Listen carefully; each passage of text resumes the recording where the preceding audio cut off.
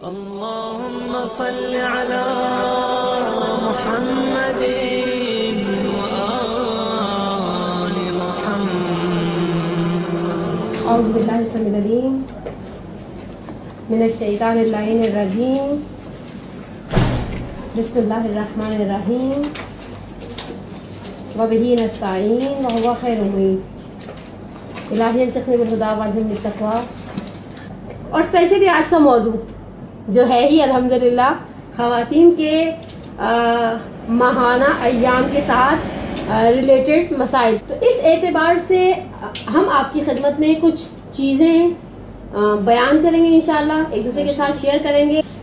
خواتین کو پیش آنے والے مسائل میں سے سب سے زیادہ مبتلا بہ مسئلہ، مبتلا کے لفظ اردو میں استعمال ہوتا ہے، ٹھیک ہے، اور مبتلا بہ ان مسائل کو کہا جاتا ہے کہ جو نارملی روٹین میں خواتین کو یا مردوں کو فرق نہیں پڑتا، عورت اور مرد کا کوئی تخصیص نہیں ہے، لیکن عورتوں اور مردوں کو پیش آنے والے وہ نارمل روٹین کے مسائل جن کے لیے توضیح المسائل میں ایک لفظ استعمال کیا گیا ہے کہ ایک مسئلہ بیان کیا گیا ہے کہ وہ مسائل جو عام روزمرہ زندگی میں پیش آتے ہیں انہیں سیکھنا ہر مرد اور ہر عورت پر واجب ہے.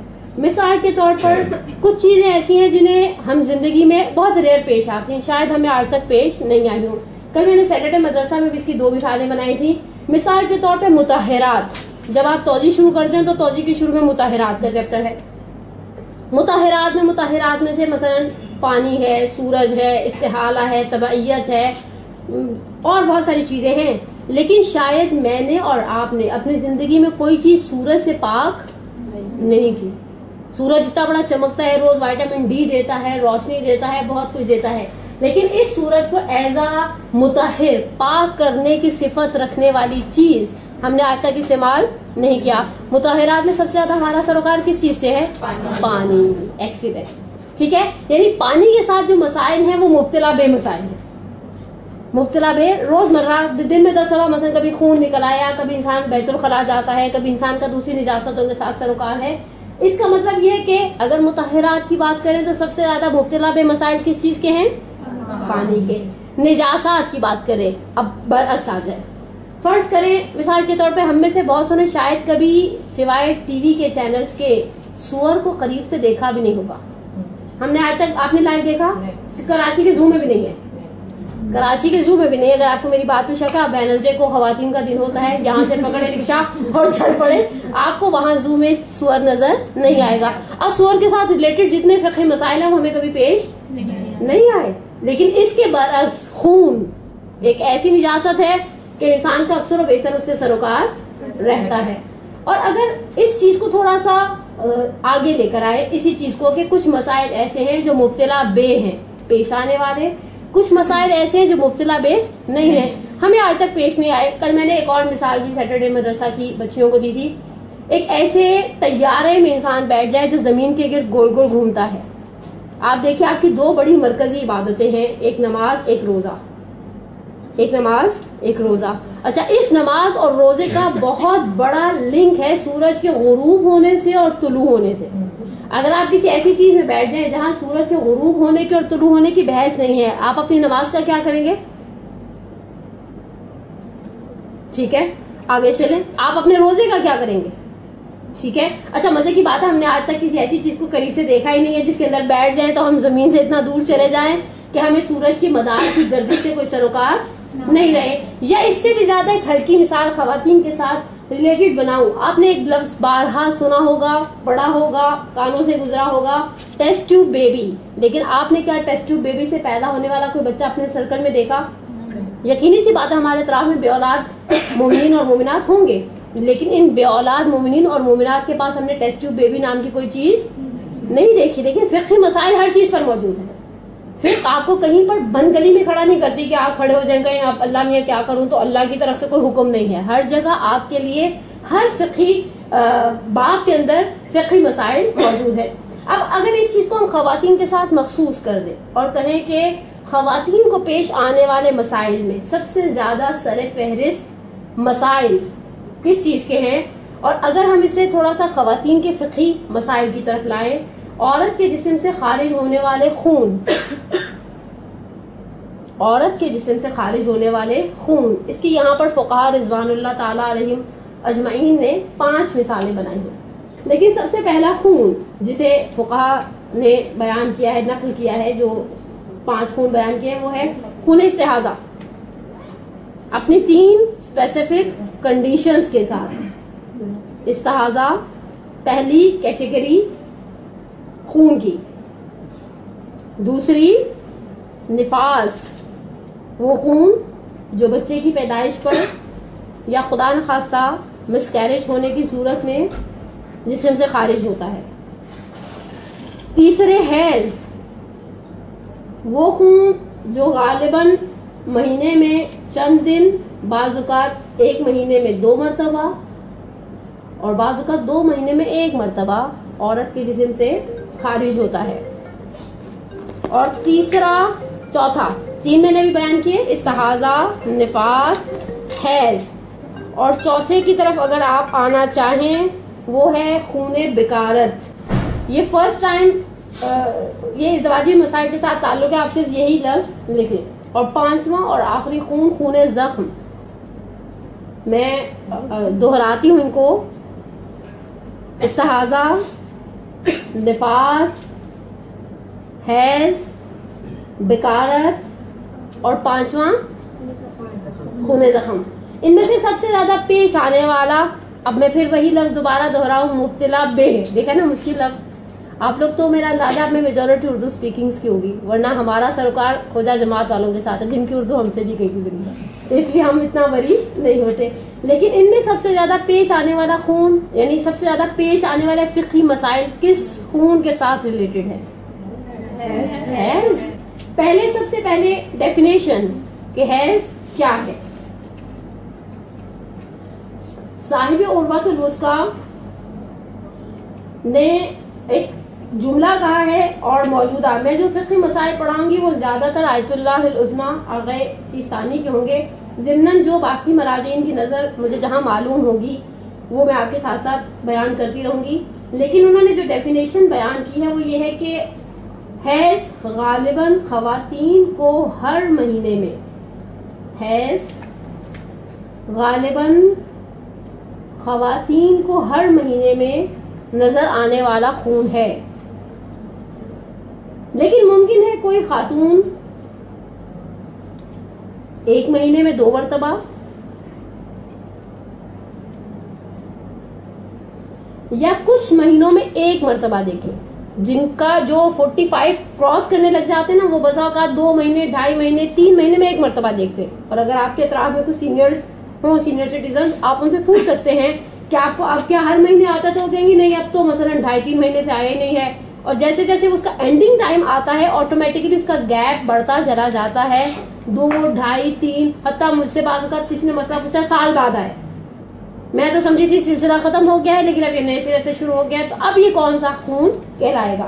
تو فرماتے ہیں کہ نارملی تو یہی ہے کہ مہینے میں 1 مرتبہ آتا ہے، لیکن بعید نہیں ہے کسی کو مہینے میں 2 مرتبہ اور کسی کو 2-3 مہینے میں 1 مرتبہ نظر آ جائے. اب یہاں پر انہوں نے ایک بڑی پیاری روایت کو بھی بیان کیا ہے آغا وحیدی نے، سلیمان بن خالد کی. فرماتے ہیں قلت لابی عبداللہ، میں نے امام جعفر صادق علیہ الصلوۃ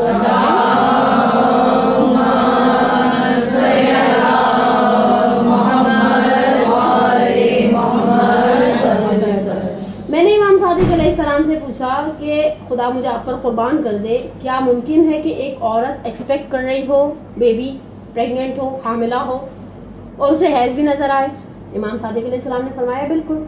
کہا کیسے ممکن ہے یا ابن رسول اللہ کہ یہ عورت جو حاملہ ہے اسے حیض کا خون نظر آ رہا ہے؟ تو یہاں امام صادق فرماتے ہیں کہ یہ خون شکم مادر میں بچے کی خوراک ہے. یہ خون جو عورت دیکھتی ہے مہانہ، یہ شکم مادر میں بچے کی خوراک ہے. ممکن ہے خون زیادہ ہو، بچے کی نیڈ کم ہو. مثال کے طور پہ آپ نے 4 آؤنس دودھ کا بنایا، جیتے جاگتے بچے کی مثال اگر دی جائے، آپ نے 4 آؤنس کا ایک فیڈر بنایا، بچے نے 2.5 آؤنس پی لیا، 1.5 آؤنس بچ گیا، تو وہ تو فیڈر کا دودھ ہے، وہ بچ جائے گا. یہ حیض کا خون ہے جو آٹومیٹکلی جسم سے خارج ہو جائے گا. تو پھر امام نے کہا کہ اگر ایسا ہو کہ عورت حاملہ ہو اور اسے حیض کا خون آئے تو اسے اسی طرح سے مسائل پر عمل کرنا پڑے گا فقہی، جس طرح سے ایک عام عورت نارمل خاتون کرتی ہے۔ اب یہاں پر خون کی کچھ شرائط، کچھ شرطیں ایسی ہیں جو حیض کے خون کے اندر پائی جاتی ہیں، تقریباً 4 شرائط ہیں جسے فقہا نے بیان کیا ہے کہ یہ شرطیں پائی جائیں گی تو انشاءاللہ اس خون کو آپ یا کوئی بھی حیض قرار دے سکتا ہے۔ سب سے پہلی شرط، سرخ ہوتا ہے یا سیاہی مائل سرخ، جسے براؤنش کہہ لیں، میرونش کہہ لیں، بڑے آج کل تو شیڈوں کے نام بڑے عجیب و غریب تھے۔ پہلے ہم کہہ دیتے تھے پرپل ہے، اب وہ سامنے والا کہتے نہیں پرپل تو نہیں تھا، فون کلر تھا، یا الہی، اور ایسے ہی کر کر کے انہوں نے 12 کے 36 شیڈ بنا لیے۔ دوسری شرط گاڑھا ہونا، آپ توجہ بھی اٹھا کر کھولیں گے نا وہاں لفظ غلیظ ہے، مزے کی بات ہے ٹرانسلیٹرز نے غلیظ کا ترجمہ غلیظ ہی کیا ہے، عربی میں غلظت گاڑھا پن اور اردو میں غلیظ ڈرٹی ہے نا، ڈرٹی کی سینس میں آتا ہے۔ بندہ پوچھے ٹرانسلیٹر سے اللہ بھلا کرے ایسا لفظ لکھ دیا کہ سوچ کے بندے کو گھن آنے لگ جائے۔ غلیظ یعنی گاڑھا، اور یہ یہاں پر بھی صرف لفظ غلیظ استعمال ہے، روزے کے اندر غبار کے مسئلے میں بھی یہی کام انہوں نے کیا ہوا ہے، غلیظ دھواں۔ انسان سوچے غلیظ دھواں کون سا ہوتا ہے، کچرا چل رہا ہے تو اس کا دھواں غلیظ ہوتا ہے، کوئی بھی گاڑھا دھواں۔ دوسری چیز گاڑھا۔ تیسری شرط گرم، البتہ کھولتی ہوئی چائے جیسا گرم نہیں، گرم وارم، ہلکا پھلکا سا گرم۔ اور چوتھی اور آخری شرط یہ ہے کہ وہ جب باہر آتا ہے تو تھوڑے سے درد اور کچھ جلن کے ساتھ جسم سے نکلتا ہے۔ یہ 4 شرطیں تھیں حیض کے خون کی۔ اب آ جائے گی وہ شرائط جو حائضہ میں، جس بندی خدا کو یہ آ رہا ہے، جس کو شریعت۔ اچھا مزے کی بات یہ ہے کہ ایک چیز میں ضمناً آپ کی خدمت میں بیان کروں کہ ایک وقت میں آپ کی گائنوکولوجسٹ آپ کو کہتی ہے کہ آپ حائضہ ہیں، لیکن شریعت کے معیار پہ آپ پورا نہیں اترتی۔ اس کی سب سے آسان، سب سے زیادہ پیش آنے والی، سب سے زیادہ پریکٹیکل مثال مائنر تھیلیسمیا کی پیشنٹ خواتین، مائنر تھیلیسمیا۔ اچھا تھیلیسمیا کا نام ذرا ایسا ہے کہ سن کر دل کو تکلیف ہوتی ہے، جنہیں خون کی کمی، ڈیفیشنسی آف بلڈ کا شکار رہتی ہیں جو عورتیں۔ اگر آپ ایسی خواتین کو دیکھیں تو نارملی انہیں 2.5-3 دن پر بریک لگ جاتی ہے۔ آپ بے شک کسی گائنوکولوجسٹ سے پوچھ سکتے ہیں، ایسی خاتون جسے خون کی کمی کی شکایت ہے، ایسی بندی خدا جسے مائنر تھیلیسمیا ہے یا کوئی بھی ایسا پرابلم ہے، وہ 2.5-3 دن تک خون دیکھتے اس کے بعد خون ایک دم کلیئر ہو جاتا ہے۔ مزے کی بات ہے یہ ڈاکٹر کے پاس جائے گی، ڈاکٹر کہے گی آپ کی سائیکل کم ہو گئی ہے، آپ کی روٹین چھوٹی ہو گئی ہے، ابھی آپ کو ہر مہینے حیض آ رہا ہے، لیکن کوئی فقیہ اسے حیض قرار نہیں دے گا۔ وہ کہے گا اچھے بچوں کی طرح نماز پڑھو، روزہ رکھو، باقی سارے کام کرو۔ وہ انشاءاللہ میں بھی آپ کی خدمت میں بیان کرتی ہوں۔ لیکن عورت کو حائضہ کب کہا جائے گا؟ مثال کے طور پہ ہم یہ کیسے طے کریں کہ یہ جو خون آ رہا ہے ان 5 خونوں میں سے کوئی اور خون نہیں ہے، حیض ہی کا خون ہے؟ فرماتے ہیں کہ پہلی شرط حائضہ کی، یہ پچھلی 4 شرطیں حیض کی تھی، خون کی۔ اب خون دیکھنے والی کے اندر جو شرائط پائی جانی چاہیے، سب سے پہلی شرط بلوغ، بالغ ہو جانا۔ لڑکی اگر 9 سال قمری پورے ہو جانے کے بعد کوئی خون دیکھے گی تو اسے حیض قرار دیا جائے گا، لیکن اگر 9 سال پورے ہونے سے پہلے وہ کوئی خون دیکھتی ہے تو اسے کوئی فقیہ حیض قرار نہیں دیتا۔ البتہ انہوں نے یہاں کہا ہے کہ 9 سال سے مراد 9 سال اسلامی 9 سال ہے، اور کامن سینس کی بات ہے۔ الحمدللہ آپ ماشاءاللہ مدرسے آنے والی مومنات ہیں، آپ کا علم، آپ کا فضل بہت زیادہ ہے مجھ سے۔ 9 سال اگر آپ اسلامی کی کا اندازہ لگانا چاہیں تو انگلش سال سے 90 دن پیچھے چلے جائیں۔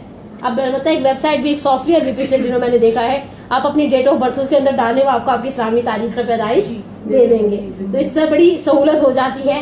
خیر اس سے یہ بھی پتہ چل جاتا ہے کہ جو ہم 40 سے نیچے اپنے آپ کو بنا کر بیٹھے ہیں نا، اسلامی حساب سے 40 کو کراس کر گئے ہیں۔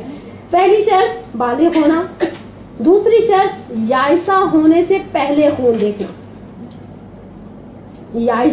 یائسہ یاس سے نکلا، اردو میں بھی لفظ یاس استعمال ہوتا ہے نا امیدی کی سینس میں، یہ مرزا غالب والی اردو ہے میرے بچوں، آج کل ایسی اردو کو استعمال نہیں کرتا، لیکن یائسہ یعنی نا امید ہو جانا۔ اب اس عورت کو بچے کے یعنی اب یہ عورت، اس عورت کے بارے میں کوئی اندازہ بھی نہیں کر سکتا ہے کہ اس کا بچہ پیدا ہوگا، اور ایک عمر کا حصہ ایسا ہوتا ہے کہ جہاں پر جا کر اب یہ خواب و خیال والی باتیں لگتی ہیں کہ اچھا ان کے ہاں ہیں کیسے ایسے، بس سمجھ جائیں، یعنی اتنی عمر عورت کی زیادہ ہو گئی ہے کہ اب کوئی بیچارہ امید نہیں رکھتا کہ ان کے یہاں بچہ پیدا ہوگا. یہاں پر فرمایا کہ عورت کے اندر 2 چیزوں سے نا امیدی پیدا ہو جائے. ایک حیض کے آنے سے, مثال کے طور پر فرض کریں ہمارے درمیان جن کی دادیاں زندہ ہیں تو ہمیں دادیوں سے ایسی کوئی امید نہیں, کامن سینس کی بات ہے. اور دوسرے ان کا بچہ بھی نہیں ہو سکتا, یعنی امید نہیں رکھتا معاشرہ کہ اس عمر کے حصے میں جا کر کے خاتون بچے دار صاحب فرزند ہو جائیں گی. البتہ یہاں انہوں نے ایک معیار بنایا ہے آیت اللہ خوئی اور امام خمینی کے حساب سے کہ سیدانیاں جو خواتین باپ کی طرف سے نسب کے اعتبار سے سید ہیں وہ 60 سال قمری پورے ہونے پر یائسہ ہوتی ہیں. یہ آیت اللہ خوئی اور آغا امام خمینی کا نظریہ ہے.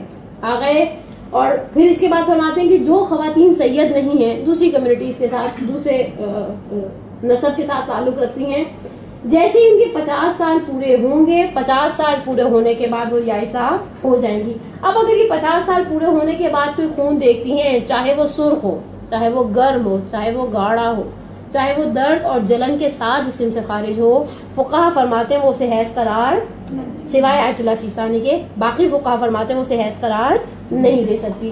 پھر یہ کہتے ہیں کہ ہم کس طرح سے میجرمنٹ کریں, اندازہ لگائیں کہ میں 50 سال کی, میں سے مراد ناٹ مائی سیلف, 50 سال کی ایک غیر سید عورت 50 سال کی ہو گئی ہے تو فرماتے ہیں کہ 50 سال قمری اسلامی 50 سال ایکول ہیں 48 ایئرز 179 ڈیز کے. یعنی اگر آپ کے پاس اپنی انگلش ڈیٹ آف برتھ ہے, اگر آپ کے پاس اس سافٹ ویئر کی بھی محتاجی نہیں رہی نا ہمیں, ورنہ تو ہمیں سافٹ ویئر انسٹال کرنا پڑے گا اور پتہ کرنا پڑے گا ہم کتنے سال کے ہو گئے.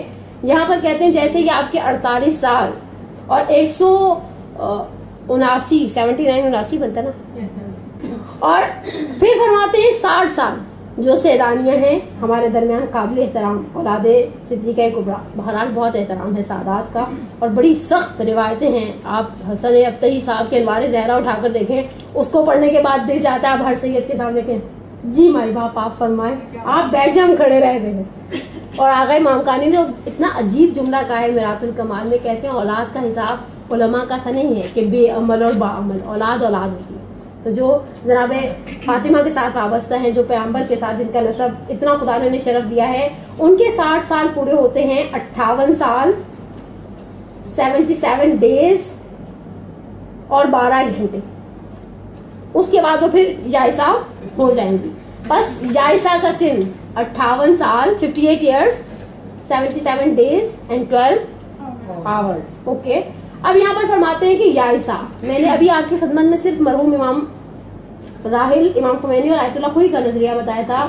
آغا سیستانی فرماتے ہیں عورت سید ہو یا غیر سید مطلقاً 60 سال میں یائسہ ہوتی ہے. آیت اللہ سیستانی کے نزدیک اتنا ڈفرینشیٹ نہیں کیا آغا نے سیدانی اور غیر سیدانی کو. فرماتے ہیں کہ سید ہو یا غیر سید, یہ 60 سال میں یائسہ ہو جائے گی.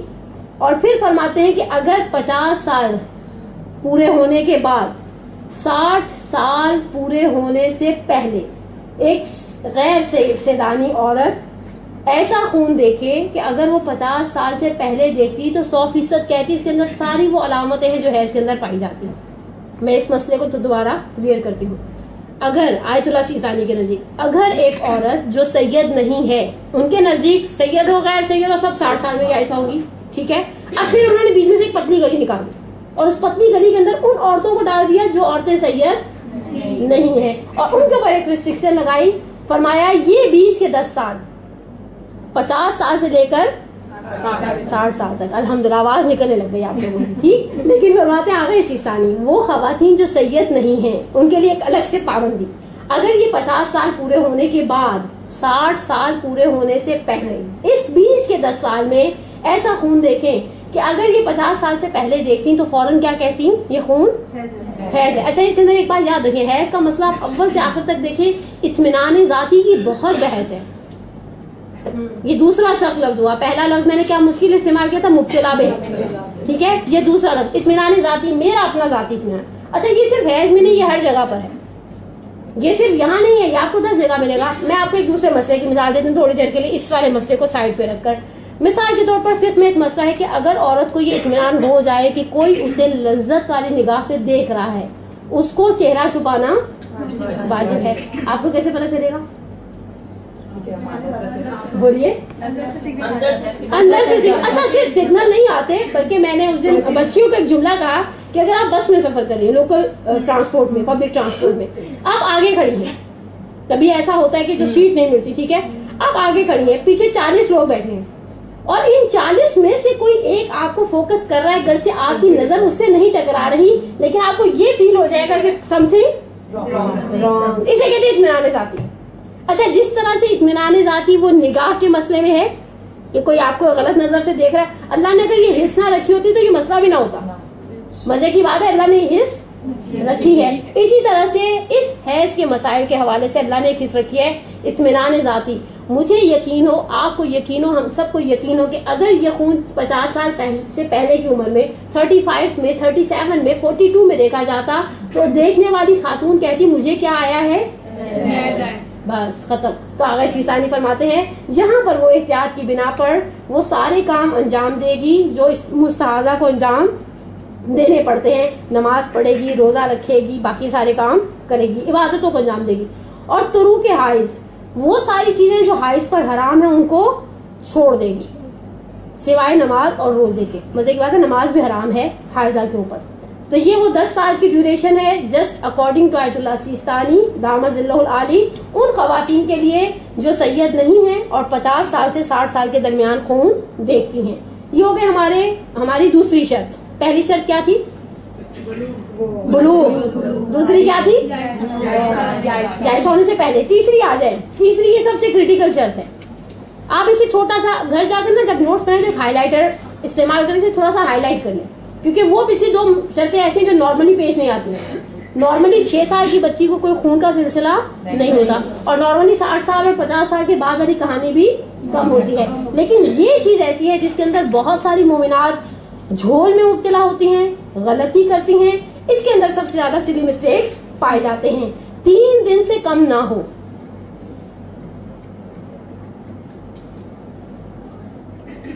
3 دن سے کم نہ ہو. اچھا مزے کی بات ہے پھر فرماتے ہیں کہ اگر خون 3 دن سے کم ہو چاہے وہ 1 گھنٹہ ہی کیوں نہ کم ہو چاہے وہ 1 گھنٹہ ہی کم کیوں نہ ہو اسے حیض قرار نہیں دیا جائے گا. جیسے میں نے ابھی آپ کی خدمت میں مثال دی مائنر تھیلیسمیا والوں کی یا جن کے ساتھ دوسرے پرابلمز ہوتے ہیں.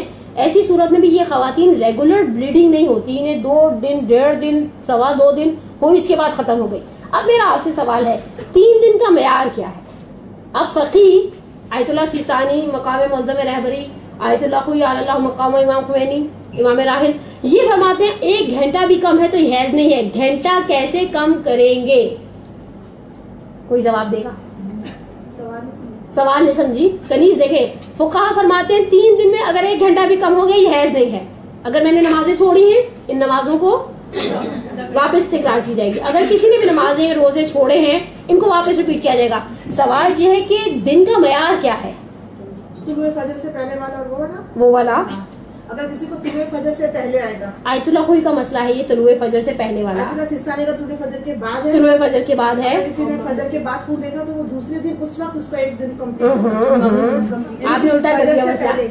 فجر نہیں دیکھیں آپ فجر کو ایک معیار بنا دیں. آپ فجر کی اذان کو ایک معیار بنا دیں ٹھیک ہے. فجر سے اگلے دن کی فجر تک نہیں اگر فجر سے پہلے دیکھا تو مغرب پر. دیکھیں دن کا معیار ہمیں 3 بڑے مسائل کے اندر چاہیے ہوتا ہے. سب سے پہلا حیض خواتین کا مبتلا بھی. دوسرا جب ہم سفر پہ جاتے ہیں فرض کریں بھی کوئی حیدرآباد جا رہا ہے ٹھیک ہے. اب ہم حیدرآباد پہنچے 31 دسمبر کی دوپہر 2:30 بجے ٹھیک ہے اور 31 دسمبر کے بعد سے ہماری 11 جنوری کی صبح 11 بجے کی واپسی کی بیگوں کی ٹکٹ ہے بس کی ٹکٹ ہے جو بھی ایکس وائی زیڈ ہے. یہ 10 دن میرے کیسے پورے ہوں گے؟ شریعت وہاں پہ بھی مجھ سے 10 دن مانگتی ہے. نماز قصر ہے یا پوری ہے وہاں پر بھی 10 دن کی بحث آ جاتی ہے. اور اعتکاف کے اندر بھی 3 دن مکمل کرنے کی بحث ہے. حیض کے اندر بھی 3 دن مکمل کرنے کی بحث ہے. شریعت جہاں پر آپ سے 3 دن 10 دن اتنے دن پورے مانگتی ہے دن کا معیار کیا دیتی ہے؟ اب کنیز نہیں بولوں گی. نہیں آپ نہیں بولیں گے. سورج کو دیکھیں. اچھا اور فرض کریں کسی کو دوپہر میں 2:30 بجے آ جائے. ہمیشہ تو دیکھیں سورج کو دیکھ کر نہیں آتا نا. ہاں مرضی کا مالک. چلے آپ بولیے جیزم. نہیں اگر فرض کریں دوپہر میں 2:30 بجے کسی کو 2:40 پر، اور اسپیشلی جو بچیاں اسکول جانے والی، کالج یونیورسٹی جانے والی ہیں، آپ یونیورسٹی سے واپس آئے، اب یہ پرابلم سٹارٹ ہوا، اب یہ چیز شروع ہوئی ہے، تو اب کا دن میں کب سے مانوں گی کہ شریعت مجھ سے کہہ رہی ہے 1 گھنٹہ بھی کٹ گیا تو یہ حیض قرار نہیں دیا جائے گا. دوسرا معیار جسے تلفیق کہتے ہیں. تیسرا مشکل لفظ، ہمیشہ یاد رکھیں فقہی کلاسوں کے اندر مشکل لفظ جو ہے نا وہ کھاتی ہوئی دال کے اندر پتھر کی طرح ہوتے ہیں اور انسان ایک دم ہل کے رہ جاتا ہے، اور خصوصاً کوئی داڑھ میں پھنس جائے اور آپ اسے فائٹ کر لیں. پہلا لفظ میں نے کیا بتایا تھا؟ دوسرا کیا بتایا تھا؟ اطمینان ذاتی. اب یہ تیسرا کیا ہے؟ تلفیق. کون سی؟ تے سے فے اور قاف ہے. تلفیق قاف ہے، تلفیق قاف ہو کینچی والی قاف. اب دیکھیں ذرا زمانہ ایسا ہو گیا کہ ہمیں فقہ کے اندر یہ بھی بتانا پڑتا ہے کینچی والی قاف یا دوسرے والی قاف. ٹھیک ہے. تلفیق میں 24 آورز کا ایک پیکج، 24 گھنٹے مکمل. اگر کسی کو فجر پر، جیسے بھی ہماری بہن کنیز نے کہا، اگر کسی کو فجر پر ہوئے ہیں تو مغرب پر 1 دن مکمل ہو جائے گا. اور اگر کسی کو فجر پر نہیں ہوئے، دوپہر میں 2:30 بجے ہوئے، 10:30 بجے ہوئے، شام کو 4 بجے ہوئے، کچھ بھی XYZ، اب یہ یہاں سے 24 گھنٹے کی ایکسچینج چلائیں گے. اور یہی چیز اگلے مسئلے میں بھی آپ کو کام آئے گی نا، 10 دن مکمل ہونے میں. یہ صرف ایک مسئلے کے ساتھ ریلیٹڈ نہیں ہے دنوں کا حساب، یہ آپ کا دوسرا مسئلہ سر پہ کھڑا ہو جائے گا. ابھی اس کو پورا کروں گی تو اس کے اندر گھس جاؤں گی. سوال یہ ہے کہ اگر کسی کو 10:30 بجے آ رہے ہیں منڈے والے دن، 10:30 بجے منڈے سے 10:30 ٹیوزڈے 1 دن، 10:30 وینسڈے 2 دن، اور اگر یہ 9 بجے تھرسڈے کو رک جاتے ہیں تو یہ 3 دن پورے نہیں ہوں گے. ایک چیز ہو سکتی ہے اگر اندر میں ہو تو، ہاں وہ میں ابھی آگے بیان کرتی ہوں. اندر میں ہونا اصلا 3 دن کے اندر باہر نکلنے کی شرط نہیں ہے. وہ تو پھر جب وہ بھی میں آگے آپ کی خدمت میں بیان کرتی ہوں کہ لیکن اگر یہ دوبارہ آ جائے، فرض کریں یہاں پر تھرسڈے کو صبح 9 بجے اسٹاپ لگ گیا، بالکل ختم ہو گیا. ختم ہونے کے بعد آپ بہنا باہر نکلنا تو معیار نہیں ہے. معیار یہ ہے کہ آپ نے استبراء کیا. یہ چوتھا مشکل لفظ ہے نا، یہ تو توضیح میں بڑی جا بجا ہے. کسی چیز کو تھوڑا سا کسی چیز سے ٹیسٹ کیا انٹرنلی، اندر ہے یا نہیں ہے. اچھا اندر ایک دم کلیئر آیا، یا وائٹ تھا یا ٹرانسپیرنٹ تھا. ٹھیک ہے.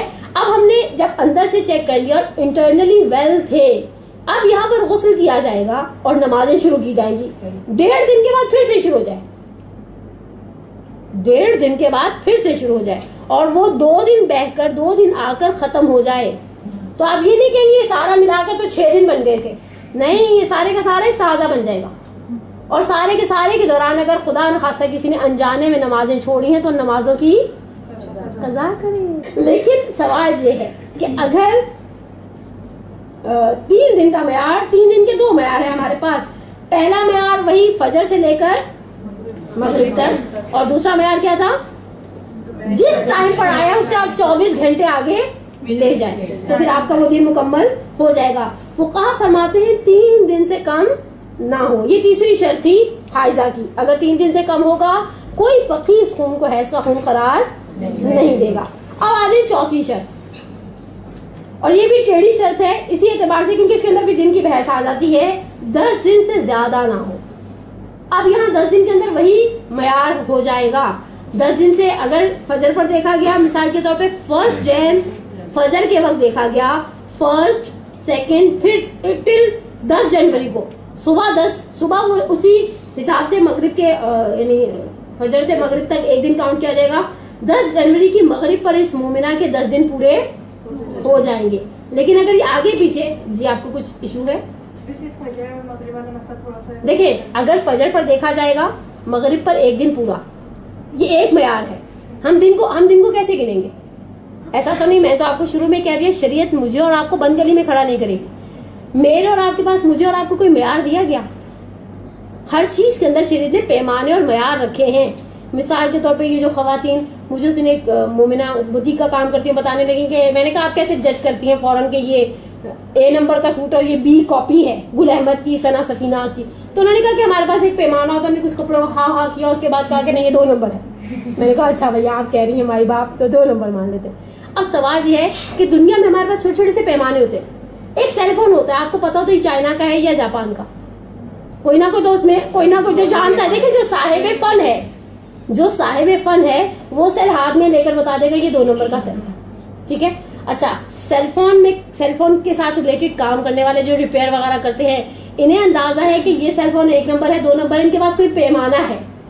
कपड़ा अच्छा वाला है, 2 नंबर का है, मेरे और आपके पास कोई पैमाना है. जो हम घर में चावल पकाते हैं, दाल के साथ पकाने वाले चावल और बिरयानी वाले चावलों का पैमाना है करके बता देते हैं. पुराना चावल है, नया चावल है, चावल दाल की तरह बैठ जाएगा. तो शरीयत ने यहाँ आपको कोई मेयार, पैमाना, जब खुदाए अज़्ज़ा वजल आपसे कहता है 3 दिन से कम ना हो, तो मैं तो खुदा से, शारे मुकद्दस से सवाल करने का हक रखती हूँ. 3 दिन कैसे 3 दिन? ऑप्शन नंबर 1 फजर पर आया, शरीयत आपसे कहेगी फजर टू मगरिब 1 दिन. ऑप्शन नंबर 2 फजर पर नहीं आया, ये दिन के किसी भी हिस्से में आ गया. ठीक है. अब दूसरे में फिर मैं कौन सा पैमाना अपनाऊंगी? 24 घंटे वाला. यानी शरीयत आपको दोनों रास्तों का एक परफेक्ट पॉइंट देगी. आप क्लियर हो गया? अल्हम्दुलिल्लाह. अब आ जाए 10 दिन से ज्यादा ना हो. फरमाते हैं कि अगर कोई खातून 10 दिन से ज्यादा खून देखे, जितने दिन उसकी आदत के हैं वो तो बन जाएंगे हैज. मसलन किसी की आदत 5 दिन की है, किसी की आदत 4 दिन की है, किसी की आदत 6 दिन की है, और जितना ये ऊपर चला जाएगा ये सारे का सारा इस्तिहाजा बन जाएगा. और अगर किसी ने अनजाने में खुदा न खासा उस ड्यूरेशन में नमाजें छोड़ी हैं तो अब घर जाकर तौबा भी करे और नमाजों की कज़ा भी बजा लाए, क्योंकि है 10 दिन से ज्यादा नहीं हो सकता. और आखिरी शर्त, फुक़हा फरमाते हैं पहले 3 दिन तक खून मुसलसल मौजूद रहे. आप जुमले की पे तवज्जो रखिएगा. बहना शर्त नहीं है, जिस्म से निकलना भी शर्त नहीं है, खून का मौजूद होना ही काफी है. फर्ज करें पहले 2.5 दिन तक बहुत प्रेशर के साथ आता रहा, पहले 2.5 दिन बहुत प्रेशर के साथ आता रहा, बहता रहा 2.5 दिन पर ब्रेक लग गई. अब आपने सोचा कि वो मसला अलकायम में सुना था 1 घंटा भी कम होगा तो ये हैज नहीं रहेगा, इस्तिहाजा बन जाएगा. नहीं, आपको इंटरनल चेक करना पड़ेगा. अगर अंदर मौजूद है तो अंदर मौजूद होना काफी है, ये हैज बन जाएगा. और जब तक ये अंदर से वेल नहीं होगा, यानी गुस्ल करने से पहले जो एक बुनियादी शर्त है कि इंटरनली चेक किया जाए, अगर खून है तो गुस्ल किया जाएगा, और अगर 10 दिन से पहले खून के होते हुए गुस्ल किया जाएगा तो वो गुस्ल बातिल. चलो छुट्टी, अब फिर नई एक टेंशन खड़ी हो जाएगी. अब यहाँ तक अगर कोई बात मुबहम नहीं है तो मैं थोड़ा सा आगे चलूं. चल पढ़ू एक सलवात पढ़े मोहम्मद वाले.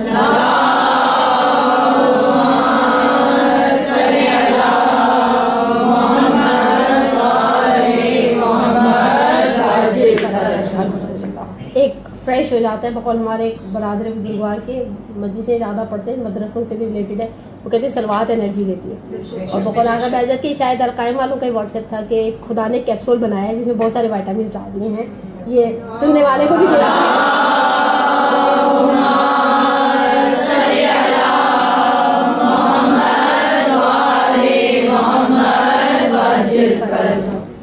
सवाल ये है कि जो खवातीन बाप की तरफ से और माँ की तरफ से भी सैदानी है, लेकिन वो 50 साल के बाद हैज आना बंद हो जाता है, क्यों? जबकि ये तो आप उनको शरीयत ने खुला हाथ दिया है कि 60 साल तक उसे हैज समझो, वरना तो फर्क नहीं पड़ता. आप मजे की बात है कि ये चीजें बहुत दफा कल्चर और माहौल और एनवायरनमेंट पे भी डिपेंड करती है. आप इराकी खवातीन को देखें, उनकी बिल्ड, उनकी हाइट, उनके ये मसाइल वो हमसे बिल्कुल अलग होंगे. हमारी एक माहौल है, एक सेटअप है, और इंसान बार खुदा ने उसके अंदर इतनी जिसे कहे ना फ्लेक्सिबिलिटी रखी है परवरदिगार आलम ने. मैं कभी कभी सोचूं जो 50 टेम्परेचर में बगैर एसी और बगैर उसके रहते हैं ना, मर तो नहीं जाते, और जो -8 में रह रहे हैं वो भी बर्तन धोते हैं, कपड़े धोते हैं, या बैठे रहते हैं जम के कि हमने कुछ नहीं करना. मैंने मैक्सिमम -8 देखा हुआ, उसमें आपका कुछ काम करने को दिल नहीं जाता. आपका दिल जाता बैठ जाओ, हीटर से हाथ सेकते रहो और कोई फरिश्ता आए और सारे काम करके चला जाए. लेकिन ये तो भारत एक दी हुई आसाइश है. सादात किराम के लिए एक आसाइश है कि उनके लिए उनके पास टाइम पीरियड ज्यादा है. सबसे पहले वो चीजें जो हाइस्ट पर बोले, सबसे पहली चीज वो तमाम इबादत जिनमें तहारत की शर्त है. तहारत के लिए ब्रैकेट छोटा सा बनाएं, तहारत के अंदर लिखें वुजू, गुस्ल या तयम्मुम. आपका जुमला पूरा हो गया. تو میں آگے چلتی ہوں. انہوں نے مثالیں دی ہیں جیسے نماز کے لیے آپ کو طہارت کی شرط ہے. روزہ طہارت کے بغیر نہیں ہوگا. اعتکاف پھر فرماتے ہیں سوائے نماز میت کے اندر طہارت کی کوئی شرط نہیں ہے. حتیٰ اگر کسی پہ کوئی غسل پہ واجب ہے تو وہ جائے جا کر نماز میت پڑھ لے. اچھا چلیں ہم یہاں پر 1 منٹ کے لیے آگے بڑھنے سے پہلے آپ سے سوال کرتے ہیں. نارملی اندازہ ہے آپ کو کہ آپ وضو میں کتنا ٹائم لگاتی ہیں؟ اسٹاپ واچ لگائیں, اندازاً آپ مجھے بتائیں. ہمارے درمیان ماشاءاللہ ہمارے کچھ سنجیدہ عمر کے لوگ بھی بیٹھے ہوئے ہیں. اگر میں آپ سے سوال کروں ایک نارمل چاول کو کتنی دیر میں دم آ جاتا ہے؟ 10 منٹ. ٹھیک ہے, اب میں آپ سے سوال کرتی ہوں, ہمیں یہ پتا ہے کہ آٹا اتنی دیر میں گن جاتا ہے, فلانا کام اتنی دیر میں ہو جاتا ہے, واشنگ مشین کا ایک چکر اتنی دیر کا ہوتا ہے. آپ کا وضو کتنی دیر لیتا ہے؟ اور اگر آپ واجب مقدار تک منحصر رہیں تو 28 سیکنڈ. واجب مقدار تک منحصر رہیں, ٹھیک ہے. اور آگے چلے غسل. اب میں آپ سے سوال کرتی ہوں غسل 4 منٹ, 4, 3.5, 4, اس سے زیادہ کی کہانی نہیں ہے. تیمم کتنے سیکنڈ لگیں گے؟ شاید 10 تقریباً, اس سے زیادہ ٹائم, کیونکہ ہمیں پتا ہونا چاہیے کہ اگر فرض کرے خدا نخواستہ کسی بھی وجہ سے ہمارا ایسے وقت پر یا تو آنکھ کھلی ہے کہ نماز جاری ہے, ایسے وقت میں آنکھ کھلی ہے, کسی ایسی سچویشن میں ہم کبھی پھنس جاتے ہیں کہ ہم نے وہ والی آستینیں پہنی ہوئی ہوتی ہیں جن کو آستینوں کو اس طرح سے وضو نہیں ہو رہا, تو انسان کے پاس ایک ریپلیسمنٹ کرنے کے لیے فقہی اعتبار سے ایک چیز رہے. خلاصہ پہلی وہ چیز جو حائضہ پر حرام ہے وہ تمام عبادتیں جن کے اندر طہارت سے مراد بریکٹ میں وضو, ایکسیلنٹ الحمدللہ, کی شرط ہے وہ حائضہ پر حرام ہے. لائک نماز, روزہ, طواف اور اعتکاف, اللہ نماز میت جو حائضہ بہت آسانی سے جسے انجام دے سکتی ہے. دوسری چیز جو حائضہ پر حرام ہے مس خط قرآن. خط قرآن یعنی قرآن کی کتابت جسے کہتے ہیں, لکھا ہوا قرآن. حاشیہ نہیں, حاشیہ دیکھیں. اب یہ دیکھیں, یہ میرے آپ کے سامنے ہے. اگر تھوڑی دیر کے لیے قرآن بہت خدا کی عظیم کتاب ہے, لیکن اگر یہاں قرآن کی کوئی آیت لکھی ہوئی ہے یہ حرام ہے, یوں پکڑ لینا حرام نہیں ہے, ٹھیک ہے. خط قرآن کو مس کرنا اور خط قرآن کے ساتھ ساتھ خدائے عز و جل کے اسماء کو, چاہے وہ کسی بھی زبان میں لکھے ہو, فرینچ میں لکھا ہوا اللہ کا نام, یا جیسے ایک بڑی پرانی مثال ہے, بہت ہی گھسی پٹی ہے, اب میں اس مثال کو دیتے ہوئے اکتاہٹ کا شکار ہو جاتی ہوں. کھائے بھی چونگم کھانے والی بات ہے, بٹ گاڈ از گریٹ بعض جگہ پر لکھا تھا. اب آپ کے لفظ اللہ تو نہیں لکھا, نہیں, یہ لفظ گاڈ از گریٹ کا مطلب اللہ کے لیے لکھا گیا یہ لفظ, ٹھیک ہے. اسے چھونا, اسماء صفات خاص سے خدا کو چھونا, صفات خاص سے خدا یعنی جو یہاں پر مثال دی گئی ہے وہ ہے خالق, رازق اور مثلا رحمان اور رحیم, اس طرح کی صفات جو خاص خدا کی صفات ہے. البتہ انبیاء ائمہ کے باب میں بعض فقہا نے احتیاط واجب لگا کر انہیں اللہ کے نام کے ساتھ ملحق کیا ہے. مثلا اللہ, نبی کا نام کسی پیغمبر کا اس میں گرامی ہے, حضرت مثلا عیسیٰ لکھا ہوا ہے, حضرت موسیٰ لکھا ہوا ہے, نبی کے نیت سے نام لکھا ہوا اسے بغیر وضو کے, بغیر طہارت کے چھونا, یعنی سوری بغیر وضو کے نہیں, حیض کی حالت میں یا غسل ڈیو ہو جانے کی حالت میں چھونا حرام ہو جائے گا. وضو کی بحث نہیں کریں, غسل واجب ہو جائے کسی پر تو اس کے لیے چھونا جائز نہیں ہے. اور احتیاط واجب میں ملحق کیے نہ خدا کے اور اسماء صفات خاص سے خدا کے ساتھ, ائمہ اور انبیاء. جی بولیے. اور یہ جو بچیوں کے جیسے پیپر ویپر ہوتے ہیں نا میٹرک میں اسپیشلی, تو اس میں تو قرآن یہ میں آگے بیان کر رہی ہوں. انہوں نے یہاں پر سوال کیا ہے کہ اگر فرض کرے ایسی کسی سچویشن میں انسان کو لکھنا پڑ جائے تو فرمایا کہ آپ لکھیں اس طرح سے کہ آپ کا ہاتھ اس لکھائی تک, مثلا دستانہ پہن لیں, یا بعض اوقات بعض لوگوں کو آپ دیکھیں بہت احتیاط سے لکھتے ہیں, ہاتھ کے نیچے یوں رومال رکھ دیتے اور پورا آیتیں کیا پوری سورہ انفال لکھ کر آپ کو دے دیں. لکھتے ہوئے تو ہاتھ نیچے جاتا ہے نا, دیکھیں ہاں اوپر نہیں جاتا, وہ نیچے جاتا جائے گا. ہم بہت, لیکن کبھی کبھی اطراف کے الفاظ انگلیوں کی ان پوروں سے ٹچ ہو جاتے ہیں. کبھی اگر آپ فرض کریں مثال کے طور پہ یہ جو مومنات اپنے کفن پہ بیٹھ کے جوشن کبیر صغیر لکھتی ہیں اور لکھتی ہیں بھائی دوسروں کو بھی لکھ کر دیتی ہیں, تو وہ اس میں مس ہوتا ہے تقریباً. ایک جنرلی سی جو بات کر رہی ہوں, ممکن ہے آپ اتنی احتیاط سے لکھتی ہوں کہ آپ کا ہاتھ نہ ٹکراتا ہو, لیکن ایسی احتیاط سے لکھنے میں کوئی حرج نہیں ہے. یہ 2 چیزیں حرام بتائیں آپ کو. تیسری چیز وہ 4 آیتیں جن پر سجدہ واجب ہے. سورہ یہ عظیمہ این سے لکھا جاتا ہے, این سے یہ میم ہے عظیمہ, جن کے اندر واجب سجدے والی آیات موجود ہیں. الف لام میم تنزیل, حام میم سجدہ, سورہ والنجم اور سورہ علق, اقرا بسم ربک الذی خلق والی. سورہ الف لام میم تنزیل, اور میں آپ کو بھی پاروں کے نمبر بھی بتا دیتی ہوں. سورہ حام میم سجدہ, سورہ والنجم اور سورہ علق. 21واں 24واں 27واں اور 30واں پارا. دوہراؤں نہیں نا, ایک دفعہ اوکے. دیکھیں 4 سورے جن کے اندر وہ آیتیں موجود ہیں جن آیتوں, قرآن کے اندر ٹوٹل 15 سجدے ہیں, 11 مستحب سجدے ہیں, 4 واجب سجدے ہیں. ٹھیک ہے, اب یہ 4 واجب سجدے والی آیات کو پڑھنا حائضہ کے لیے حرام ہے. پہلی آیت ملے گی آپ کو سورہ الف لام میم تنزیل میں, دوسری حامیم سجدہ میں, تیسری والنجم میں اور چوتھی سورہ علق میں. پہلے سورے کا نمبر ہے 32, دوسرے سورے کا نمبر ہے 41, تیسرے سورے کا نمبر ہے 53 اور آخری سورے کا نمبر ہے 96. 21واں 24واں 27واں اور 30واں پارا. فقہا فرماتے ہیں آیت اللہ سیستانی کہ اس آیت کو پڑھنا جس میں سجدہ واجب حرام ہے.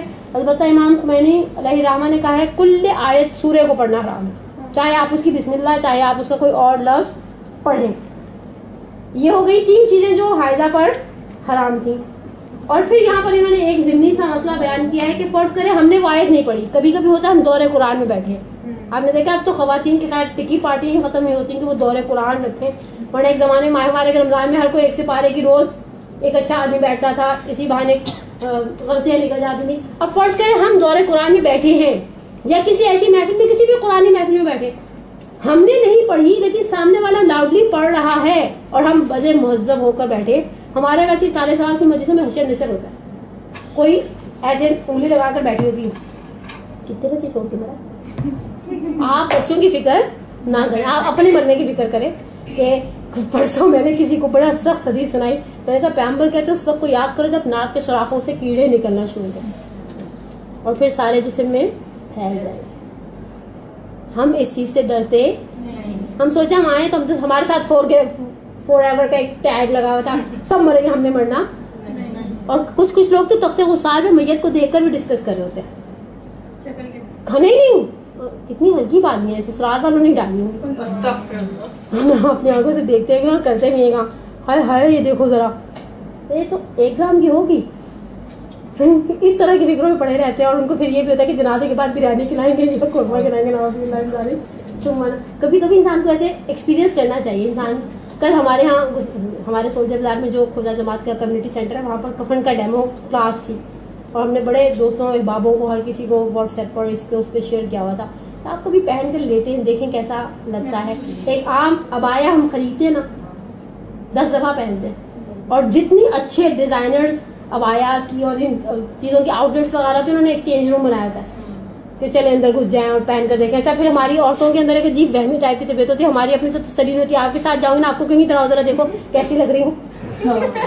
اور مزے کی بات ہے جب وہ یوں کر کے لپیٹ دیتے نا تو پھر کیسا ویسا کچھ نہیں لگتا. پھر وہ ایک چہرہ دیکھنے کو بھی بسا اوقات یعنی ایک خول سا اٹھتا ہے. کبھی انسان کسی مردے کے پاس اکیلے بیٹھے نا تو ایسا ہوتا ہے بقول آگے کراتی کہ ابھی اٹھ کے ہاتھ پکڑ لے گا. پکڑتا نہیں ہے, وہ پکڑتی نہیں ہے, لیکن کبھی اکیلے رہنے کا ایکسپیرینس ہوتا ہے تو انسان کو سب کچھ یاد آ جاتا ہے. لیکن کبھی انسان اپنی موت کو یاد کرے کہ ہم نے مرنے کے بعد اس انڈر گراؤنڈ والے قبر کے اندر جانا ہے اور ہمارے پر مٹی شٹی ڈال کے سب چلے جائیں گے, بہن بھائی دوست بچے شوہر سب. اس کے بعد ہم ہیں, just me and my dad. اور مزے کی بات ہے جتنا ہم جوان ہوتے ہیں اتنا ہمیں غرور ہوتا ہے کہ موت ہمارے لیے ابھی نہیں ہے. ابھی تو ابو کی نانی بھی زندہ ہے, میں مر جاؤں گی جیسے ملک الموت ڈیل کر کے آئے گا کہ بھائی ان کے گھر سے اسی کو اٹھانا اس کو نہیں اٹھانا. ایکسیڈنٹل اموات اتنی زیادہ ہو گئی ہیں لیکن اس کے باوجود دکھ کی بات ہے کہ لوگ وصیت نہیں لکھتے. وہ سیرت نہیں لکھتے. مدرسے آنے والی مومنہ کو پہلا اسٹیپ یہی کرنا چاہیے کہ بیٹھ کے اپنا وصیت نامہ لکھے, اچھے بچوں کی طرح اپنے آپ کو ذہنی طور پہ تیار کرے. ہم نے کبھی بھی جانا ہے, اور اچھا شخص وہی ہوتا ہے جو سفر سے پہلے سامان سفر تیار کر دے. ایک موقع پر اٹھاتا ہے زندگی میں, بلاتا ہے, اور ایک موقع پر اٹھائے گا. ایک حج کا موقع, بقول مرحوم شاہ حیدر جوادی کے, ہمارا کتنا ہی قریبی عزیز ہمارے گھر کیوں نہ آ جائے, اگر ہم لنگی میں ہیں تو کبھی اس کے سامنے نہیں جائیں گے. یہ ان کا جملہ ہے منا کے مقام کی تقریر, شاید 83 کی تقریر ہے یا پتہ نہیں 93 کی تقریر ہے. کہا کتنا بھی کوئی عزیز کیوں نہ ہو, نوکر سے کہیں ان کو ڈرائنگ میں بٹھاؤ, مہمان خانے میں ہمارے, ہم اپنا مہذب کپڑے پہن کر آئے. اللہ میں تو لاکھوں میں بلا لیتا ہے اس حالت میں کہ سمٹے جا رہے, ادھر سے سمیٹ رہے, ادھر سے سمیٹ رہے, ادھر سے. اچھا خواتین کے اندر بھی احرام کے اندر ریسٹرکشن ہوتی ہے, آپ زینت والی چیز نہیں پہن سکتے, اور وہ دوسری کفن اس میں بھی بیٹھ گیا دیکھ کے رہتے ہیں, کہیں کوئی کڑھائی نہیں, اللہ میں کوئی ستارے بیل بوٹے کچھ تو ہم بناتے نا سنائی کا شاہکار, تو پہن کے قبر سے نکلتے فرشتے شش کر اٹھتے, دیکھے تار کسی کی کڑھائی پورے کفن پہ کروائی ہوئی ہے, ایسا معاملہ. لیکن بہرحال انسان سوچے پروردگار عالم کی بارگاہ میں ہم سب کو پلٹ کر جانا ہے. آنکھوں پر بہت آرام سے وہ بنی ہوئی آنکھیں رکھ دی جائیں گی, عقیق رکھ دیا جائے گا, ایوری تھنگ از فنش. فرماتے ہیں کہ اگر عورت حائضہ اس آیت کو سن لے جس میں سجدہ, ڈر گئے نا آپ ایسی بات سن کے, نہیں ڈرے, اللہ میں آپ کو اور ہمت طاقت دے.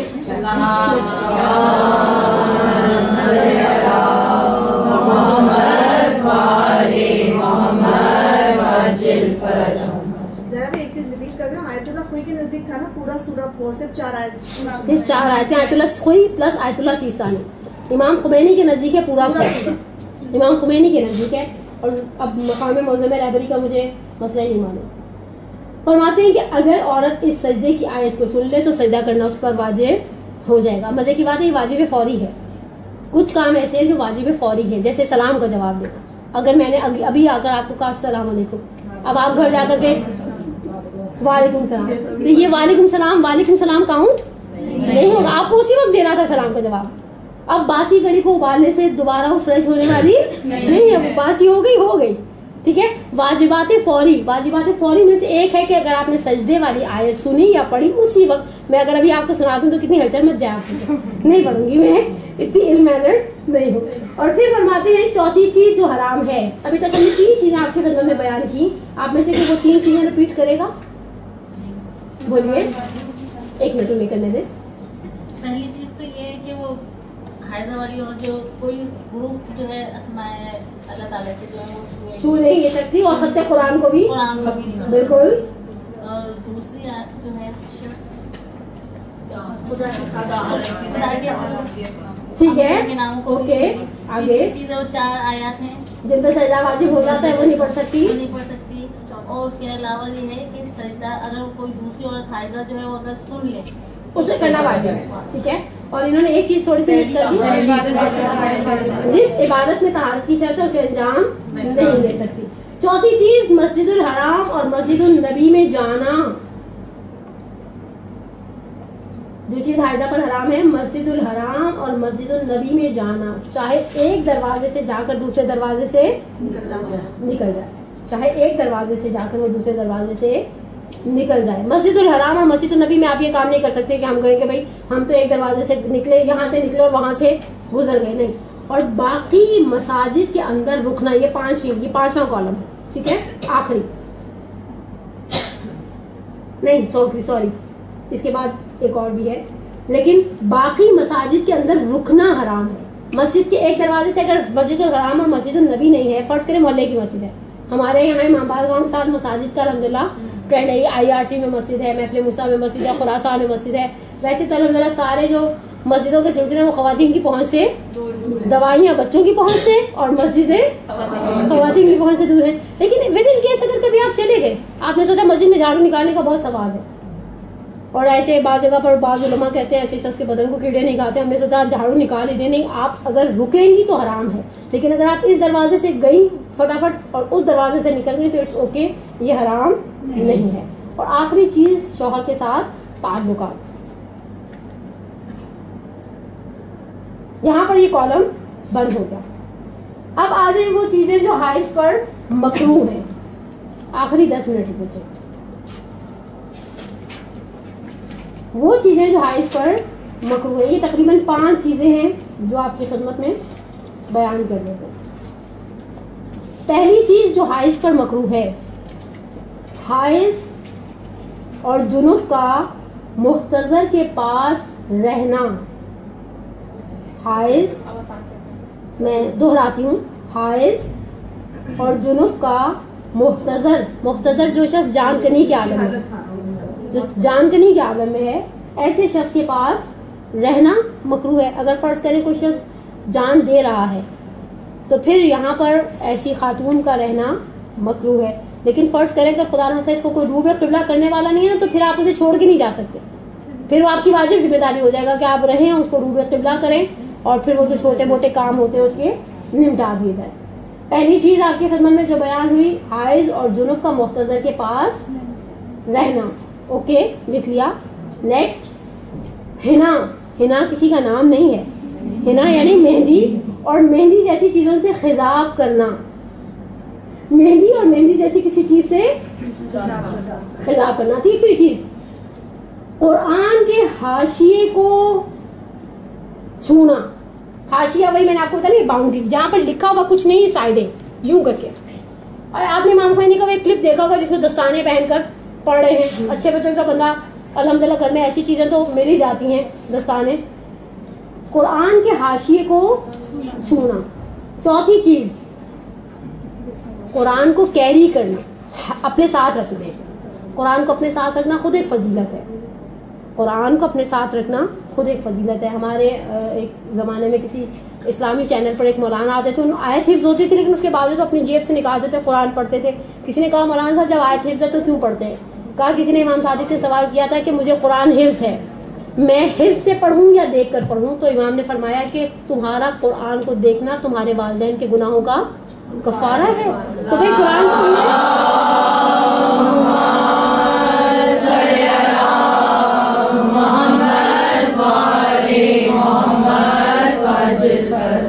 تو خود قرآن کو دیکھنا ثواب ہے. اسی طرح قرآن کیری کرنا، قرآن کو اپنے ساتھ رکھنا. حائض کے لیے مکروہ ہے کہ وہ اپنے ساتھ قرآن کو کیری کرے. ہمارے یہاں نارملی لوگ ویسے عام روٹین میں بھی کوئی قرآن کیری، ہم جہاں جاتے ہیں امام بارگاہ میں الحمدللہ سفر پہ جاتے ہوئے یا بیگ میں رکھا ہوا تو بھی حیض.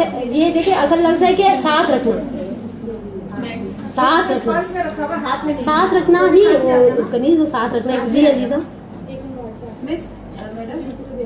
اوکے جی بولیے. مہندی کے بارے میں پوچھ رہی تھی کہ ہاتھوں پہ نہیں، خضاب کرنا. خضاب کرنے کا لفظ ہاتھوں پر لگانے کے لیے نہیں ہے. خضاب کرنے کا لفظ ہم کہاں اردو میں بھی کس چیز کے لیے استعمال کرتے ہیں؟ سر پہ بالوں کو ڈال. مہندی کون لگاتی وہ لگا سکتے ہیں. جائز تو ہے، جائز تو سر پہ بھی لگانا ہے. یہ مکروہ ہے. یعنی اگر فرض کریں میں نے ثواب کی نیت سے مہندی لگائی، وہ والی مہندی والی مہندی، ٹھیک ہے، تو میرا ثواب لیس ہو جائے گا اگر میں نے حالت حیض میں مہندی لگائی. البتہ وہ بعض اوقات بعض ڈاکٹرز یا بیوٹیشینز کہتے ہیں کہ ہارمونز کے اندر ڈسٹربینس کر دیتا ہے. پیریڈز کے اندر ایک سائیکل ایسی ہوتی ہے، بعض اوقات بہت سارے کام ہوتا ہے، آپ ڈائی کروائیں تو ڈائی کا وہ رزلٹ نہیں آتا، اور آپ فرض کریں ریبانڈنگ کروانا چاہیں وہ رزلٹ نہیں آئے گا. تو وہ تو اللہ کو ہی پتا، اس نے ہمیں پیدا کیا ہے تو اسے پتا ہے کہ ہمیں کون سا کام مکروہ ہے. اگر آپ ثواب کی نیت سے کام کریں تو آپ کا ثواب تھوڑا لیس ہو جائے گا. آپ کا جی بولیے. بڑے بوڑھے یہی کہتے ہیں نا جب تک مہندی لگی ہے ہاتھوں میں ہاتھ اور حیض میں لگا لیے جیسے ہم نے، تو جب تک کہ مہندی چھوٹے گی نہیں اس وقت تک ہماری نماز ایسا کچھ نہیں ہے. ایسا نہیں آ گئے آپ مقام معظم رہبری کی بات کریں، آیت اللہ سیستانی کی. یہ جو ہماری خواتین کی بنائے ہوئے کچھ ناظرین سے قوانین ہیں شریعت میں، ہم لگا سکتے ہیں. آپ لگا سکتے ہیں، آپ لگا. یعنی شریعت آپ کے اوپر حرام قرار نہیں دیتی اس معاملے کو. لیکن بہرحال اب آخری چیز اور پھر یہ 2 مسئلے. ہم نے ابھی تک آپ کی خدمت میں 4 چیزیں بیان کی جو چیزیں حائض پر مکروہ ہیں. آخری چیز، جنوب کے لیے 7 آیتوں سے زیادہ پڑھنا مکروہ تھا، لیکن حائضہ کے لیے 7 آیتیں پڑھنا بھی مکروہ ہے. مکروہ ہے سے مراد کیا ہے؟ آپ دیکھیں الحمدللہ ماشاءاللہ آپ لوگ مدرسے آنے والی مومنات ہیں اور خدا کی نگاہ میں آپ کا یقیناً بہت بڑا احترام اور بہت بڑا مقام ہے. کامن سینس کی بات ہے، ایک مومن روز 1 سپارہ پڑھتا ہے. کامن سینس کی بات ہے، پڑھنا بھی چاہیے. اور بڑے دکھ کی بات ہے بعض اوقات ہوتا ہے واٹس ایپ لاسٹ سین 2 منٹس، 2 منٹ پہلے میں دیکھا تھا قرآن لاسٹ سین رمضان میں پڑھا تھا. खैर की बात है नहीं इंशाल्लाह। आप माशाल्लाह आप लोगों का मकाम और एहतराम इतना ज़्यादा है, आप अहले इल्म हैं और तलब इल्म यहाँ तक आई हैं।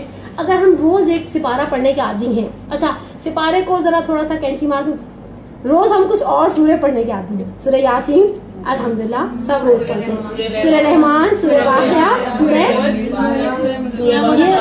मैंने सूरह मस्जिद पढ़ी थी, शायद कनीज़ ने कभी सुनी, सगे सूरह 5 सूरह सगे सूरह, बाकी मुजादिला, मुतफ़्फ़िफ़ीन, सूरह नूर, बहुत सारे सूरह हम रूटीन में नहीं पढ़ते। अच्छा फिर बकौल हमारे उस्ताद के आपको जुबान भी आपकी रवा हो जाती है।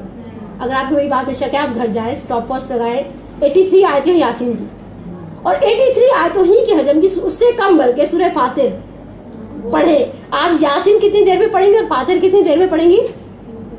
यासीन आपकी 3 मिनट में 4 मिनट में हो जाएगी और फातिर पे हिज्जे लग रहे हैं, जैसे छोटे बच्चों को जिस समय कुरान पढ़ाते हैं 8 से 9 मिनट तो कहीं नहीं। हाँ 8 से 9 मिनट तो कहीं नहीं। इसका मतलब है ये सूरा हमारी जुबान पे रवा नहीं है। अच्छा हम एक सूरों की रूटीन बना चुके हैं, ओके। अब शरीयत क्या मुझसे कहती है कि हम 6 दिन 7 दिन जितने भी दिन XYZ हमारी एक साइकिल है, हम कुरान को हाथ लगाना छोड़ दें तो शैतान तो बड़ा खुश होगा।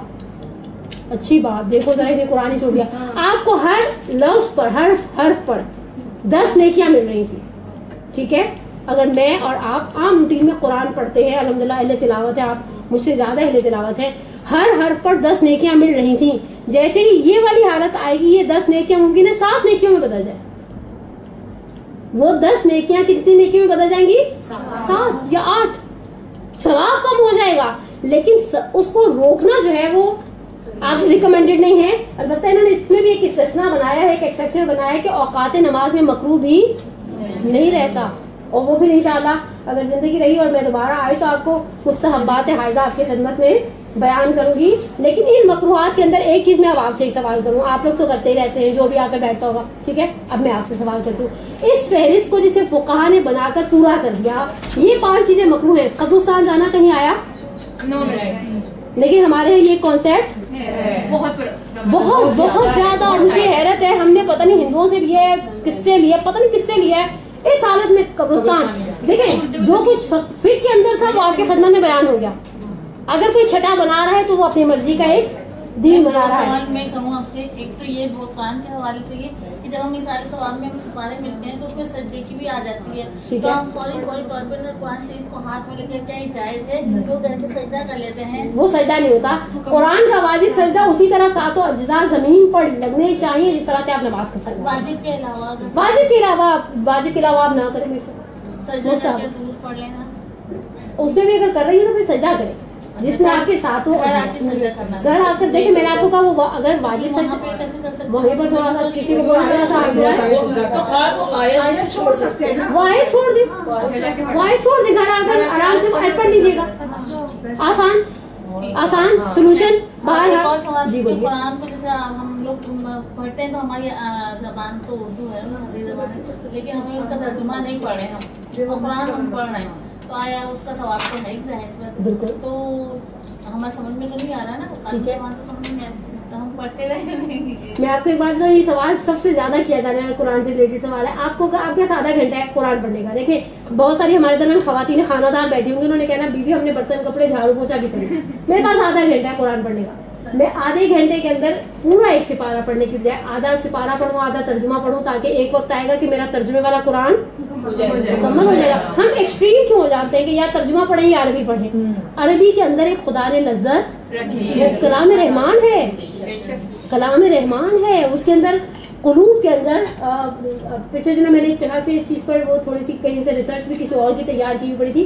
अल्फाज की ताकत कुरान के अंदर बहुत ज्यादा आउटस्टैंडिंग। और अभी समा वालों ने एक डॉक्यूमेंट्री भी सोशल मीडिया पर चलाई है कि बीमारों को सूरह मुबारक रहमान सुनाई जा रही होती है, तो सूरह रहमान सुनने से आपको तक़वियत क़ल्ब मिलती है। बहरहाल आप वो इन्होंने बहुत अच्छा सोल्यूशन दे दिया हमारी बहनों ने कि आप वो आयत छोड़ दें, घर आकर पढ़े, उसी वक्त सजदा। जी जैसे किसी को मैयत हो गई और उसमें जो दुआएं पढ़ते हैं तो ये 7 आयत से ज्यादा नहीं पढ़ सकते। देखिए पढ़ती रही, पढ़ ले, उसको भेज दे बेचारे को, वो ज्यादा नहीं ऐसा कुछ नहीं है। हाँ बिल्कुल आराम से पढ़े। अगर है रात को 8 बजे आएगा तो दिन का म्यार क्या होगा? अगले दिन 8 बजे बात खत्म, कोई ऐसा इशू नहीं। एक आइमा के हरम का मसला नहीं बताया आपने?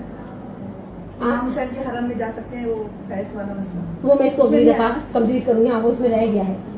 مجھے نیکسٹ اگر میں آئی انشاءاللہ زندہ رہی تو آپ مجھے یاد دلائے گا کہ ائمہ کے حرم کو ملحق کیا ہے مسجد کے ساتھ احتیاط واجب کی بنا پر. البتہ ائمہ کا حرم کتنا زری والا کمرہ، یعنی آپ امام رضا کا حرم آپ دیکھیں اور آپ 1990s کے زمانے کا حرم دیکھیں. عیدگاہ میں ہوٹل سے مسافر خانے تھے، باقاعدہ بازار تھے. اب انہوں نے سارا توڑ پھوڑ کتنا بڑا حرم کر دیا کہ حرم ہی حرم ہو گیا ہے. لیکن اصل جو حرمت ہے وہ زری ہے. گنبد کے نیچے والا ایریا سید الشہداء کا حرم بہت ایکسٹینڈ کر دیا ہے صدام کے بعد. ائمہ عسکریین کا حرم، باقی حرم اتنے ایکسٹینڈ ہوتے جا رہے ہیں. ٹھیک ہے، نہیں یہ بالکل صحیح بات ہے. نہیں حرم جب ائمہ کے حرم کو مسجد میں احتیاط واجب کی بنا پر ملحق کیا ہے فقہاء نے، لیکن ائمہ کے حرم سے مراد صرف زری مطہر والا کمرہ، زری والا کمرہ. صرف زری نہیں، آپ یہ نہیں کہ آپ زری تک جا کر کھڑے ہو جاتے ہیں کہ نہیں، وہ زری والا کمرہ جو ہے وہ گنبد کے نیچے والا جو پورشن ہے وہ ائمہ کے حرم میں شمار ہوگا. جی زری جس کمرے کے اندر چاہے وہ کمرہ کتنا ہی بڑا وہ چاہے وہ کمرہ نارملی جو کنسٹرکشن کا ابھی تک، کیونکہ انہوں نے جتنی بھی کنسٹرکشن کے اندر آگے پیچھے کیا نا وہ سب باہر کیا ہے. اندر والی سید الشہداء کی بھی اندر والی نہیں چھیڑی گئی، امام رضا کی بھی نہیں چھیڑی گئی، باقی ائمہ کی بھی اندر والے پورشن کو وہ نہیں کیا گیا. یعنی اس کے اندر کیا کہوں میں، آلٹریشن نہیں کسی قسم کی گئی. بہرحال ٹائم اوور ہو گیا، آپ کی بہنس بھی منتظر ہوں گی. ویسے ہی آپ پروردگارہ ہماری یہ بہنیں بچیاں آئیں سنڈے والے دن اپنا ورلڈ کپ چھوڑ کر، پروردگارہ محمد آل محمد کے صدقے میں انہیں دنیا اور آخرت کی نعمتوں سے مالا مال فرما. ہمارے درمیان اگر کوئی پریشان ہو، اس سے پہلے کہ ہم اس جگہ چھوٹ جائیں جسے ملائکہ نے گھیرے میں لیا ہوا ہے، پروردگارہ اس مومنہ کی پریشانی کو دور فرما. ہم سب کی، ہماری بچیوں بہنوں ماؤں کی عزت اور ناموس کی حفاظت فرما. ہمارے بچوں کے مقدر یاور فرما. انشاءاللہ کل کے ناظرین امام زمانہ کو ہم سب سے راضی اور خوشنود کر دینا. اپنی صحت سلامتی اور طول عمر کے لیے ایک صلوات پڑھیں.